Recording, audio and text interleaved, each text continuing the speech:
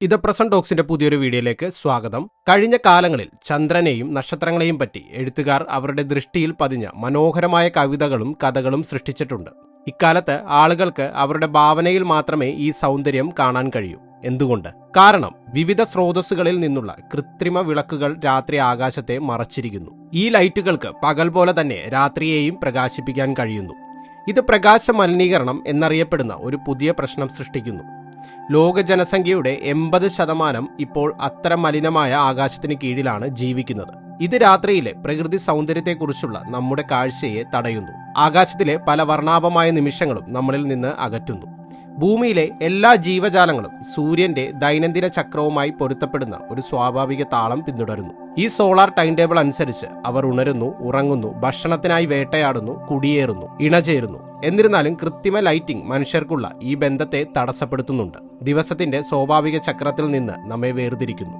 മറ്റു പല മൃഗങ്ങളെയും പ്രകാശ മലിനീകരണം ബാധിച്ചിട്ടുണ്ട്. പല മൃഗങ്ങളും ഇപ്പോഴും അവരുടെ ജീവിത പ്രക്രിയകൾക്കായി സോളാർ ക്ലോക്കിനെ ആശ്രയിക്കുന്നുണ്ട്. എന്നാൽ പ്രകാശ മലിനീകരണം അവരെ ബാധിക്കുന്നു. അതിന് കുറച്ച് ഉദാഹരണങ്ങൾ ഞാനിവിടെ നിരത്തുകയാണ്. Artificial light at night ALAN. രാത്രിയിൽ കൃത്രിമ വെളിച്ചം ദേശാടന പക്ഷികളിൽ കാര്യമായ സ്വാധീനം ചെലുത്തുന്നുണ്ട്. ഇത് ചില ദേശാടന പക്ഷികളെ ആകർഷിക്കുകയും അവയെ അവയുടെ സാധാരണ ദേശാടന പാതയിൽ നിന്ന് വേർതിരിയാനുള്ള കാരണമായി മാറുകയും ചെയ്യുന്നു. അതിനാൽ ഈ പക്ഷികളിൽ പലതും ലക്ഷ്യസ്ഥാനത്തെത്തുന്നതിൽ പരാജയപ്പെടുന്നുണ്ട്. ദേശാടന പക്ഷികൾ കൂടുതലും രാത്രി സമയത്താണ് സഞ്ചരിക്കുന്നത്. അതുകൊണ്ട് രാത്രിയിൽ ആകാശത്തിന്റെ പ്രകാശം കുറയ്ക്കേണ്ടത് പ്രധാനമാണ്. അവരുടെ ദേശാടന പാതകളിലൂടെ പറക്കാൻ പ്രകൃതിദത്തമായ വെളിച്ചത്തിന് മാത്രമേ അവരെ സഹായിക്കാൻ കഴിയൂ. മറ്റൊരു ഉദാഹരണം സീ ടർട്ടിൽസ്. കടലാമകൾ മണലിൽ മുട്ടയിടുന്നു. മുട്ടകൾ വിരിഞ്ഞതിന് ശേഷം വിരിയുന്ന കുഞ്ഞുങ്ങൾ, അതായത് ചെറിയ കടലാമകൾ ചന്ദ്രപ്രകാശത്തെ ആശ്രയിക്കുന്നു. സമുദ്ര പരിസരത്തെ അമിതമായ കൃത്രിമ തീരദേശ ലൈറ്റിംഗ് അവരെ ആശയക്കുഴപ്പത്തിലാക്കും. അത് അവരെ റോഡുകളിലേക്കും അപകടങ്ങളിലേക്കും നയിച്ചേക്കാം. കുറച്ച് കടൽ ജീവികൾ രാത്രിയിൽ സജീവമാണ്. രാത്രിയിൽ മാത്രം കടലിന്റെ ഉപരിതലത്തിൽ വരുന്ന അവ ആൽഗകളും മറ്റ് ഭക്ഷണ സ്രോതസ്സുകളും ഭക്ഷിക്കുന്നു. ആഡംബര കപ്പലുകളിൽ നിന്നും കടൽ തീരത്തെ ഓയിൽ റിഗുകളിൽ നിന്നുമുള്ള തെളിച്ചമുള്ള വെളിച്ചത്താൽ അവരുടെ പ്രവർത്തനങ്ങൾ തടസ്സപ്പെടുന്നു. ഇത് അവയുടെ പോഷണത്തെ തടയുകയും അനിയന്ത്രിതമായ ആൽഗകളുടെ വളർച്ചയെ പ്രോത്സാഹിപ്പിക്കുകയും ചെയ്യുന്നു. ഇനിയൊരു പ്രധാന ഉദാഹരണത്തിലേക്ക് പോകാം. സൈലന്റ് കില്ലർ, നിശബ്ദമായ കൊലയാളി. ധാരാളം ദൂഷ്യഫലങ്ങളുള്ള ഒരു നിശബ്ദ കൊലയാളിയാണ് പ്രകാശ മലിനീകരണം. ഇത് അമിതവണ്ണവുമായി ബന്ധപ്പെട്ടിരിക്കുന്നു. 80-ലധികം രാജ്യങ്ങളിൽ പ്രകാശ മലിനീകരണം 70% ജനസംഖ്യയിൽ അമിതവണ്ണത്തിന് കാരണമാകുന്നതായി സമീപകാല ഗവേഷണങ്ങൾ കണ്ടെത്തിയിട്ടുണ്ട്. രാത്രിയിലെ കൃത്രിമ വെളിച്ചം നമ്മെ തെറ്റായ സമയത്ത് ഭക്ഷണം കഴിക്കാൻ പ്രേരിപ്പിക്കുന്നു. അതായത് സന്ധ്യയ്ക്ക് ശേഷം നമ്മുടെ മെറ്റബോളിസം മന്ദഗതിയിലാകുമ്പോൾ.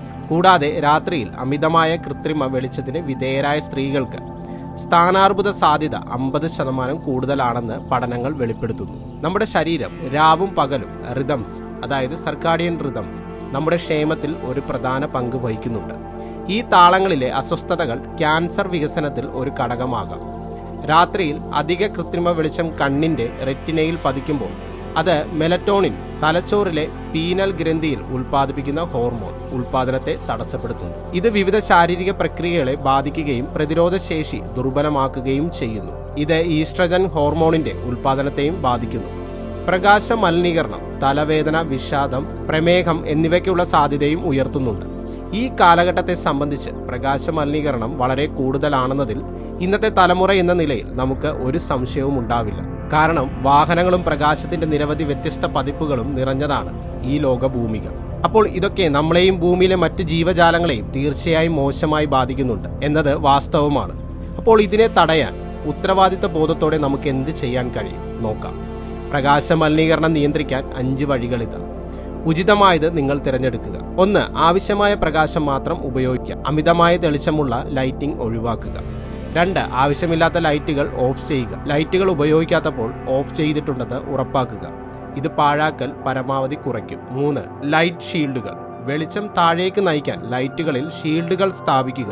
ഇത് പ്രകാശം ചിതറിക്കിടക്കുന്നതിൽ നിന്ന് തടയുകയും പ്രകാശ മലിനീകരണം കുറയ്ക്കുകയും ചെയ്യുന്നു. 4. മൃദുവും പ്രകൃതിദത്തവുമായ പ്രകാശം പുറപ്പെടുവിക്കുന്ന ബൾബുകൾ തിരഞ്ഞെടുക്കുക. ഇത് കൃത്രിമ ലൈറ്റിംഗിന്റെ കാഠിന്യം കുറയ്ക്കാൻ സഹായിക്കുന്നു. 5. കമ്മ്യൂണിറ്റി പങ്കാളിത്തം. ഗ്രൂപ്പുകൾക്കിടയിൽ അവബോധം പ്രചരിപ്പിക്കുകയും ഉത്തരവാദിത്തമുള്ള ലൈറ്റിംഗ് പരിശീലനം പ്രോത്സാഹിപ്പിക്കുകയും ചെയ്യുക. സമൂഹങ്ങളിൽ അതിന് പ്രാധാന്യം നൽകുകയും വേണം. ഇതൊക്കെയാണ് നമുക്ക് ചെയ്യാൻ കഴിയുക. International dark sky association IDA US-ലെ അരിസോണയിലെ ടക്സണിൽ ആസ്ഥാനമായി പ്രവർത്തിക്കുന്ന ഒരു ആഗോള സംഘടനയാണ്. വിവിധ രാജ്യങ്ങളിൽ നിന്നുള്ള 5000-ലധികം വ്യക്തികളുടെ അംഗത്വമുണ്ട്. പ്രകാശ മലിനീകരണത്തിനെതിരെ പോരാടുന്നതിനാണ് ഇത് സമർപ്പിച്ചിരിക്കുന്നത്. പ്രകാശ മലിനീകരണം കുറയ്ക്കുന്നതിനും ഇരുണ്ട ആകാശം സംരക്ഷിക്കുന്നതിനുമുള്ള ശുപാർശകൾ IDA സജീവമായി പ്രോത്സാഹിപ്പിക്കുന്നു. നമുക്കും ഭാവി തലമുറയ്ക്കും വേണ്ടി പ്രകൃതിയിലെ അത്ഭുതങ്ങൾ സംരക്ഷിക്കുക എന്നതാണ് അവരുടെ ദൗത്യം. വെളിച്ചം എങ്ങനെ അളക്കാം? 2 രീതികൾ ഉപയോഗിച്ച് ആകാശത്തിന്റെ വെളിച്ചം അളക്കാൻ കഴിയും. Bortle scale, sky quality meter SQM എന്നിവയാണ്. ബോർട്ടിൽ സ്കെയിൽ 1 മുതൽ 9 വരെയുള്ള സംഖ്യകൾ നൽകുന്നു. താഴ്ന്ന സംഖ്യകൾ ഇരുണ്ട ആകാശത്തെയും കുറഞ്ഞത് പ്രകാശ മലിനീകരണത്തെയും പ്രതിനിധീകരിക്കുന്നു.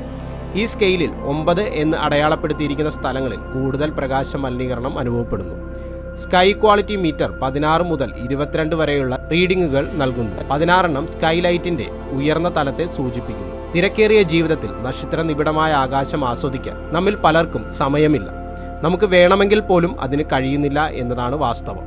കാരണം പ്രകാശ മലിനീകരണം നക്ഷത്രങ്ങളുടെ സൗന്ദര്യത്തെ ഇതിനോടകം തന്നെ മങ്ങിച്ചിരിക്കുന്നു. പ്രകൃതി ലോകവുമായും മുകളിലുള്ള ആകാശ അത്ഭുതങ്ങളുമായുമുള്ള നമ്മുടെ ബന്ധം സംരക്ഷിക്കേണ്ടതുണ്ടെന്ന് ഓർമ്മിക്കുക. ആ ഓർമ്മപ്പെടുത്തലോടെ ഈ വീഡിയോ ഇവിടെ അവസാനിക്കുന്നു. വീഡിയോ ഇഷ്ടപ്പെട്ടെങ്കിൽ ലൈക്ക് ചെയ്യുക, സബ്സ്ക്രൈബ് ചെയ്യുക, ബെല്ലൈക്കൺ ക്ലിക്ക് ചെയ്യുക.